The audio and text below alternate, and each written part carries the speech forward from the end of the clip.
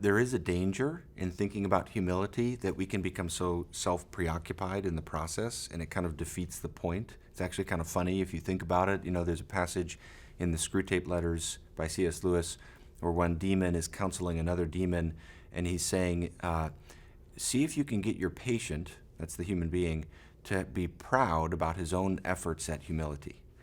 And that is a real danger. We can start thinking, wow, I'm being really humble right now. Tim Keller has said, humility is so shy, start talking about it and it goes away. And so that's one danger in one direction. On the other hand, I don't think it's right to say we should just never think about humility in any way. There are verses in the Bible that call us to be humble. You think of Philippians 2, in humility consider others better than yourself. So that word humility is there. We need to know what that means in order to obey that verse and so many others. So that means we need to think a little bit about what this calling is. And throughout church history, there's been so much reflection about the nature of humility.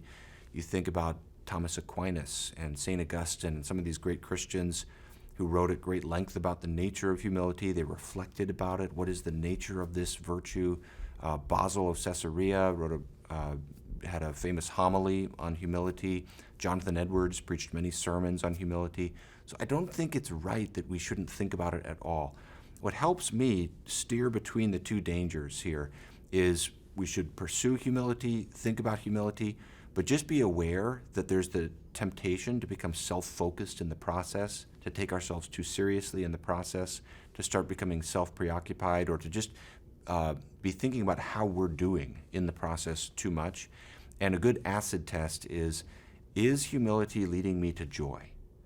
Joy cannot be faked. Joy is an authentic experience that comes from true humility. And counterfeit forms of humility don't lead to joy. So as we're trying to navigate between a self-preoccupied, artificial kind of humility, and on the one hand, an avoidance of humility, a good acid test will be, is what I'm pursuing leading me to joy? Is it leading me to a greater love for Christ, a greater concern for my neighbor, even just a greater awareness of the world around me? That's a good test for whether this is a real and authentic humility.